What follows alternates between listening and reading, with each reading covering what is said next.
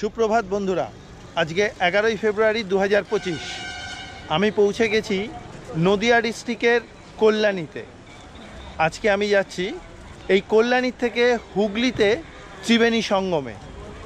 এই ত্রিবেণী সঙ্গমেই মাঘী পূর্ণিমার পূর্ণ লগ্নে অনুষ্ঠিত হতে চলেছে পশ্চিমবঙ্গের কুম্ভ মেলা। এই ত্রিবেণী সঙ্গম কিন্তু এক মহা পুণ্যভূমি। ত্রিবেণী, গঙ্গা, যমুনা ও সরস্বতী এই তিন নদীর মিলন থেকেই ত্রিবেণী নামটা পাওয়া যায়। আপনাদের জানিয়ে রাখি, এলাহাবাদের ত্রিবেণী সঙ্গম এবং হুগলির ত্রিবেণী সঙ্গমের আলাদা আলাদা মাহাত্ম্য রয়েছে। এলাহাবাদের প্রয়াগরাজে ত্রিবেণী সঙ্গমের সরস্বতী নদী অন্তঃসলীলা এবং গঙ্গা ও যমুনা এখানে মিলিত হয়েছে, তাই একে মুক্তবেণী বলা হয়। আর হুগলির ত্রিবেণীতে যমুনা নদী অন্তঃসলীলা এবং গঙ্গা ও সরস্বতী নদী মুক্ত হয়েছে, তাই একে মুক্তবেণী বলা হয়ে থাকে। এই ত্রিবেণী সঙ্গম এক মহাপুণ্যভূমি। পুরাণে এই ত্রিবেণী সঙ্গমকেই দক্ষিণের প্রয়াগ বলে আখ্যা দেওয়া হয়েছে। তাহলে চলুন দর্শন করে আসি পশ্চিমবঙ্গের কুম্ভ মেলা। আমি উত্তর 24 পরগনা থেকে গেছি বলে কল্যাণী হয়ে পৌঁছে গেছিলাম ত্রিবেণীতে। আর হাওড়া থেকে আসতে হলে হাওড়া থেকে সরাসরি ট্রেনে ত্রিবেণী পৌঁছে যাওয়া যায়। আমি প্ল্যাটফর্ম থেকে বেরিয়ে চলে এলাম স্টেশনের পাশে ম্যাজিক গাড়ির স্ট্যান্ডে। দাদা, ত্রিবেণী কত করে ভাড়া? 25। মানে একদম সঙ্গমে যেখানটাতে মেলা হচ্ছে সেই জায়গা? বাস স্ট্যান্ডের পাশে। বাস স্ট্যান্ডের পাশে। এই স্ট্যান্ড থেকে মিডি গাড়িগুলোতে ছাড়ে, তবে আমি মিডি গাড়িতে যাব না। আমাকে রাজা নিতে আসছে। রাজা হচ্ছে আমার পূর্ব পরিচিত ভাই সম। রাজা আমাকে ফোন করে বলল যে দাদা, তুমি যখন আসছো তাহলে চলো আমার স্কুটিতে করে আমরা দুজনে মিলে ঘুরে আসবো। তাই ও আসলে আমি স্কুটি করেই যাব। কিছুক্ষণের মধ্যেই রাজা চলে এলো, আর ওর স্ত্রী মৌমিতা এখান থেকে স্কুলে চলে গেল। এবারে আমরা দুজনে স্কুটিতে চড়ে বসলাম ত্রিবেণী যাওয়ার উদ্দেশ্যে। যেতে যেতে আমাদের কল্যাণী ব্রিজ পেরোতে হলো। দেখলাম পুরনো ব্রিজের পাশে নতুন আরেকটা ব্রিজ তৈরি হচ্ছে। হুগলির এই ত্রিবেণী ঘাট নিয়ে ক্যানাডিয়ান লেখক এলান মরিনিসের একটি বইয়ে ত্রিবেণী কুম্ভের উল্লেখ রয়েছে। তাছাড়া স্কন্দ পুরাণে ত্রিবেণীর মাঘ পূর্ণিমা স্নানের উল্লেখ পাওয়া যায়। দেখতে দেখতে আমরা ত্রিবেণীতে ঢুকে পড়লাম। আমরা সবার প্রথমে যাব ত্রিবেণীর সবথেকে মাহাত্ম্যপূর্ণ জায়গা ত্রিবেণী ঘাটে। প্রাচীন জনপদ ত্রিবেণীর সরু সরু রাস্তা দিয়ে বেশ কিছুক্ষণ এগোনোর পরেই আমি এখন এসে পৌঁছে গেলাম ত্রিবেণী ঘাটে। এই ত্রিবেণী ঘাটই কিন্তু ত্রিবেণী সঙ্গমের সবথেকে প্রাচীন ঘাট, আর এখানেই মহাকুম্ভ স্নান হবে। চলুন একটু দেখে আসি ঘাটটা। স্কন্দ পুরাণ অনুযায়ী কুশদ্বীপের রাজা প্রিয়বন্তের 7 জন পুত্র ছিলেন। তারা হলেন অগ্নিত্র, মেধাতিথি, বপুষ্মান, জ্যোতিষ্মান, দ্যুতিষ্মান, শবন এবং ভব্য। এই ত্রিবেণী ধাম সংলগ্ন সাত্রিগ্রাম, বাসুদেবপুর, বাঁশবেড়িয়া, নিত্যানন্দপুর, কৃষ্ণপুর, দেবানন্দপুর, শিবপুর ও বলদঘাটিতে তারা সাধনা করে সিদ্ধিলাভ পেয়েছিলেন এবং আশ্রমও তৈরি করেছিলেন। সেই থেকেই এই 7টা অঞ্চলকে সপ্তগ্রাম বলা হয়। আগে এই সপ্তগ্রাম বাণিজ্য বন্দর হিসেবে বিখ্যাত ছিল। সেই সময় মাঘ মাসে পূর্ণিমার বিশেষ তিথিতে সাধু সন্ত থেকে শুরু করে হিন্দু সনাতনী ধর্মপ্রাণ ভক্তজন এই ত্রিবেণীতে এসে পুণ্য স্নান করতেন। কিন্তু আজ থেকে 700 বছরের কিছু বেশি সময় আগে আফগানদের দখল করার কারণে সপ্তগ্রামের ত্রিবেণী সঙ্গমে পুণ্যস্নান ধীরে ধীরে বন্ধ হয়ে যায়। দীর্ঘ বছর বন্ধ থাকার পর গত 3 বছর ধরে পুনরায় সেই স্নানযাত্রা আবার শুরু করা হয়েছে। দেখলাম দূর দূরান্ত থেকে প্রচুর ভক্তপ্রাণ মানুষ এসেছেন এই পুণ্যভূমির ত্রিবেণী সঙ্গমে স্নান করার জন্য। 11 থেকে 13 ফেব্রুয়ারি বঙ্গীয় কুম্ভ মেলা অনুষ্ঠিত হচ্ছে। ঘাট চত্বরে গঙ্গা মাকে উৎসর্গ করার জন্য ডালাও কিনতে পাবেন। আমি এই পুণ্যভূমিতে স্নান না করলেও মাথায় জল দিয়ে নিলাম। ত্রিবেণী ঘাট দেখে এবার আমরা যাব শ্মশান ঘাটে। এই শ্মশান ভূমির মাহাত্ম্য অপরিসীম। জানলাম এই ত্রিবেণী সঙ্গমের শ্মশানে কোনো মৃত ব্যক্তির দেহ দাহ করলে তার আত্মার মোক্ষ প্রাপ্তি ঘটে। এবারে চললাম বেহুলা লক্ষিন্দারের সেই বিখ্যাত নেতিধোপানির ঘাট দর্শন করতে। চলে এলাম নেতিধোপানির পুকুর এবং মনসা মায়ের মন্দির দেখব বলে। সিঁড়ি দিয়ে নামতে নামতে মনসা মায়ের মন্দির চোখে পড়ল। মনসামঙ্গল কাব্যে নেতিধোপানি স্বর্গের দেবতাদের কাপড় ধুতেন। বেহুলা তার শরণাপন্ন হয়েছিলেন লক্ষিন্দারের প্রাণ ভিক্ষা পাওয়ার জন্য স্বর্গে যাওয়ার ব্যবস্থা করে দিতে। আর এই জায়গাতেই নেতিধোপানি কাপড় কাচতেন এবং বেহুলা মা এখানেই তার সঙ্গে দেখা করেন। মনসা মন্দিরের ভেতরে মনসা মায়ের পুজো হয়ে থাকে। ঘাট যেখানটাতে ছিল সেই জায়গাটা তো আমরা দর্শন করলাম। এবারে যে পাটার মধ্যে উনি কাপড় জামা কাচতেন সেই পাটাটা রাখা আছে এই একটু ওপর দিকে একটা মন্দিরে, সেটা আমরা এখন দর্শন করতে যাব। গলির পাশের সিঁড়ি দিয়ে উঠেই পাশে সরু গলিপথ দিয়ে যাওয়ার পর দেখলাম একটা ছোট্ট মন্দির। ভেতরে রয়েছে সেই দৈবিক শিলা। এই শিলার ওপরেই নেতিধোপানি স্বর্গের দেবতাদের কাপড় কাচতেন। আমি এখানে কিছুক্ষণ দাঁড়িয়ে দেবতাদের উদ্দেশ্যে প্রণাম জানিয়ে বেরিয়ে পড়লাম। দেখে বেরোলাম, সত্যি ভাবলেই অবাক লাগে কত হাজার বছর আগের জিনিসপত্র কিন্তু আজও এখানে রাখা আছে। এবারে এগিয়ে গেলাম সরস্বতী নদীর কাছে।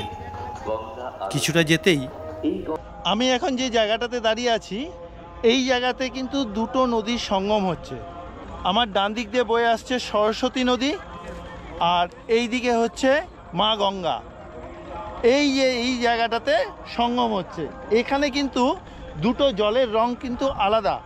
এটা অনেক বেশি স্বচ্ছ এবং মা গঙ্গার জল কিন্তু অনেকটা বেশি ঘোলাটে।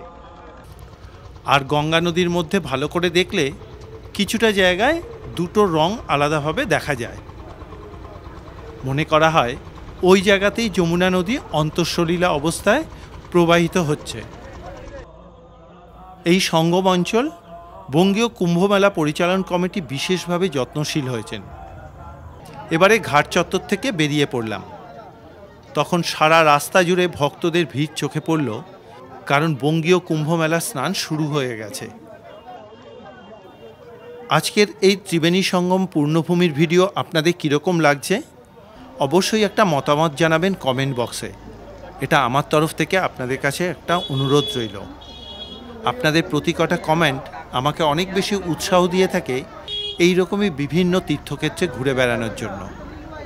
এই এসে পৌঁছে গেলাম ত্রিবেণীর বিখ্যাত বেণীমাধব মন্দিরে। দুদিকে তিনটে তিনটে করে 6টি শিব মন্দিরের মাঝখানে বড় একটি মন্দিরে বেণীমাধব মহাদেব অধিষ্ঠান করছেন। ঢুকে পড়লাম বাবা মহাদেবকে দর্শন করব বলে। ঢুকেই পুরোহিত মশাইকে পেয়ে এই মন্দিরে মাহাত্ম্য জানতে চাইলাম।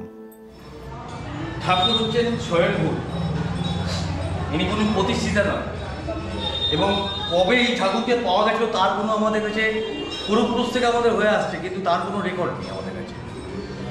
তবু অনুমান করা যাচ্ছে 1200 বছর আগেকার, তারও বেশি হবে। কারণ আমাদের বাপ ঠাকুরদার মুখে শুনেছি 4 শতবার পর্যন্ত এসে এখানে পুজো করেছেন এবং 4 শতবার প্রথম চড়ক করে গেছে। আমি বাবা মহাদেবকে প্রণাম জানিয়ে বেরিয়ে পড়লাম মন্দির থেকে। এবারে আমার গন্তব্য সপ্তঋষির ঘাট দর্শন করা। মন্দির থেকে কিছুটা দূরেই রয়েছে সপ্তঋষি ঘাট।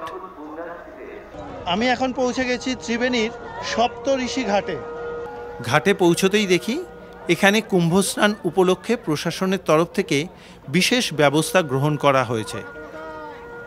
আপনাদের আবারও বলে দিচ্ছি, 11ই ফেব্রুয়ারি থেকে 13ই ফেব্রুয়ারি পর্যন্ত এই কুম্ভ স্নান যাত্রা অনুষ্ঠিত হবে। ভিড়ের কথা মাথায় রেখে ঘাটের পাশে বালির বস্তা দিয়ে স্নানের জন্য বিশেষ ব্যবস্থা করা হয়েছে। উঁচু টাওয়ার থেকে নজরদারিও চলছে। এইবারে চলে এলাম ঝাউতলা কালী মায়ের মন্দির দর্শন করতে। এই মন্দির বহু বছরের পুরনো। এখানে বেদিতে 4টি মূর্তি রয়েছে। বাদিক থেকে রয়েছে ব্রহ্মাদেব, তারপরে মহেশ্বর, বিষ্ণুদেব এবং ডান দিকে রয়েছে কালী মায়ের অবস্থান। দেখবেন অ্যাকচুয়ালি আমরা ব্রহ্মা বিষ্ণু মহেশ্বর, কিন্তু আমাদের এখানে যে বীজ মন্ত্রটা আছে ওং হোং ক্লিং ক্রিং, কেন এগুলো যেগুলো আছে সবই বীজ, সব দেবতাদের বীজ, যার জন্য দেখবেন এখানে ওং মানে ব্রহ্মা আছে, তারপরেই দেখবেন মহেশ্বর আছে, তারপরেই দেখবেন বিষ্ণু আছে, তারপরে মা কালী, ওং হোং ক্লিং ক্রিং। এইখানে রয়েছে মৌনী বাবার আশ্রম, যিনি দীর্ঘ বছর মৌনব্রত রেখে সাধনায় সিদ্ধি লাভ করেছিলেন। এখানে ওনার সমাধি মন্দির রয়েছে। মন্দির দর্শন করে এগিয়ে চললাম যে জায়গাতে নাগা সাধু এবং অন্যান্য সাধু সন্তরা রয়েছেন সেই জায়গা দেখব বলে। আমি এখন এসে পৌঁছে গেছি সাধু সন্তদের জন্য থাকার জন্য যে ব্যবস্থা হয়েছে সেই জায়গাটাতে। দেখলাম এই জায়গাতে অনেক সাধু সন্তরা উপস্থিত হয়েছে। প্রত্যেক সাধুদের জন্য আলাদা আলাদা জায়গার ব্যবস্থা করা হয়েছে এবং সাধু সন্তরা তারা যে যার তার নিজস্ব হোমকুণ্ড সাজাতে ব্যস্ত রয়েছেন।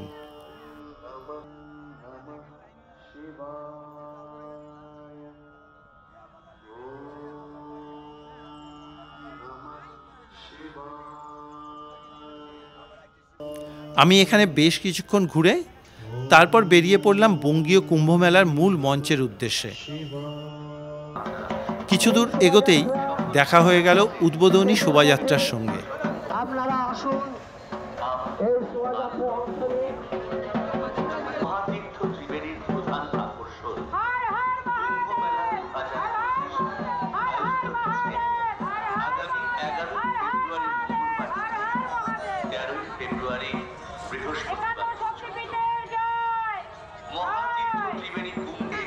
আমরা ধন্যবাদ জ্ঞাপন করি সকল প্রশাসনিক সরকারি দপ্তর সহ হুগলি জেলা গ্রামীণ পুলিশ, মগরা থানা কর্তৃপক্ষকে। ত্রিবেণী কুম্ভ মেলায় আপনাদের সহযোগিতার জন্য বাঁশবেড়িয়া পৌরসভা ও হুগলি জেলা প্রশাসন ঐতিহ্যমণ্ডিত ত্রিবেণী কুম্ভ এই মহাতীর্থের সামিল।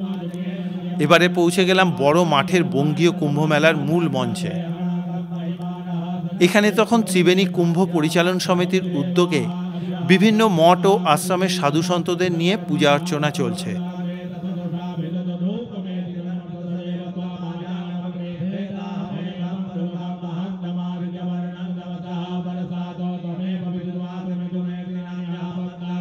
আমি বেশ কিছুক্ষণ এখানকার পূজা অনুষ্ঠান দেখছিলাম। এখানকার মন্ত্র উচ্চারণের শব্দে তখন চারদিক মুখরিত হয়ে উঠেছে। খুব সুন্দর লাগছিল এখানকার পরিবেশ।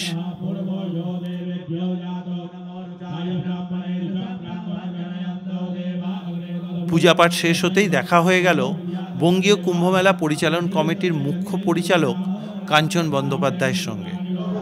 নমস্কার দাদা। নমস্কার। এই যে ত্রিবেণী সঙ্গমের মাহাত্ম্য এবং এই যে এখানে বর্তমানে বিগত 4 বছর ধরে যে কুম্ভ মেলা শুরু হয়েছে, এটার মাহাত্ম্য সম্বন্ধে একটু আপনার থেকে জেনে নিই। কুম্ভ আমাদের পৌরাণিক মতে যখন সমুদ্র মন্থন হয়েছিল তখন অমৃত এবং বিষ এবং আরও অনেক কিছু সমুদ্র মন্থনে উঠে এসেছিল। তার মধ্যে বিষ তো মহাদেব পান করলেন, নীলকণ্ঠ হলেন। আর অমৃত নিয়ে একটু টানাটানি হয়েছিল দেবতা এবং দৈত্যদের মধ্যে। কিছুটা অমৃত ছিটকে পড়ে গেল এবং বলা হয় 4 জায়গায় অমৃত পড়েছিল, যেগুলো 4 জায়গায় কুম্ভ, মহাকুম্ভ এবং অর্ধকুম্ভ হয়। আপনারা জানেন হরিদ্বার, প্রয়াগ এবং বিভিন্ন জায়গায় নাসিক এবং প্রয়াগরাজ। তো এইবার এখানে এই কুম্ভের কি এর সঙ্গে ওই পৌরাণিক কাহিনীর হয়তো অতখানি সম্পর্ক নেই, আবার হতেও পারে যে আমরা ভুলে গেছি ওই সম্পর্কটা, যে অমৃত গোটা ভারতবর্ষ, ভারত ভূমির উপরই অমৃত বর্ষণ হয়েছে। 4 জায়গায় ঠিক করা হয়েছে, ঠিক আছে, কিন্তু গোটা পুরো ভারতেই অমৃতের দেশ। আমাদের বলা হয় অমৃতস্য পুত্রা, এই জন্য অমৃত সব জায়গায়। ত্রিবেণীর কথায় আসতে গেলে যেটুকু আমরা বিভিন্ন সাহিত্য থেকে পাচ্ছি, ত্রিবেণীকে বলা হতো দক্ষিণ প্রয়াগ। উত্তরপ্রদেশের প্রয়াগরাজকে উত্তর প্রয়াগ বলা হতো, এখানে বলা হতো দক্ষিণ প্রয়াগ। তার মানে এই যে ওখানকার প্রয়াগরাজ, উত্তরপ্রদেশের প্রয়াগরাজের মতোই এখানকার দক্ষিণ প্রয়াগেরও মাহাত্ম্য এই একই পর্যায়ে। এখানে একই মা গঙ্গা রয়েছেন, এখানকার সরস্বতী নদী, এখানকার যমুনা নদী, তারা আছেন এখানে। এবার প্রয়াগে 3 নদী এক জায়গায় এসে মিশেছে, তার জন্য ওনাকে বলা হয় যুক্ত বেণী, বেণী যেমন যুক্ত। আর এখানে আমাদের এই সঙ্গমস্থল হচ্ছে মুক্ত বেণী, ছড়িয়ে গেছে। গঙ্গা থেকে সরস্বতী এবং যমুনা বাইরে গেছেন এবং মা গঙ্গা সমুদ্রে বঙ্গোপসাগরে গেছেন। তো এখানকার যে মাহাত্ম্য, বিশেষ করে সপ্তর্ষি ঘাট, 7 ঋষি এখানে ধ্যান করেছিলেন বলে কথিত, সেই 7 ঋষির নামে সপ্তঋষি ঘাট।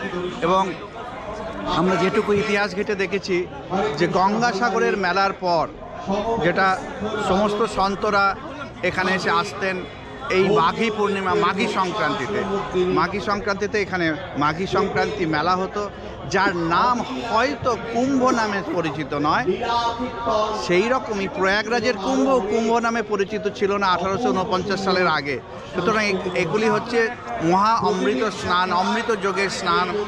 তুলসীদাস তার লেখায় লিখেছেন, সন্ত তুলসীদাস রামচরিতমানসে যখন বর্ণনা করেছেন শ্রীরামচন্দ্র যখন প্রয়াগরাজে স্নান করেন, সেখানে উল্লেখ করেছেন যে ওনারা মকর সংক্রান্তি এসেছেন এবং স্নান করছে, কিন্তু কুম্ভের কথাটা উল্লেখ নেই।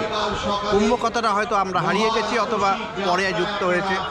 যাই হোক, ত্রিবেণীর কুম্ভ, ত্রিবেণী কোনো কম নয় কোনো অংশে, একই আমাদের গোটা ভারতবর্ষেই পুণ্যস্থান।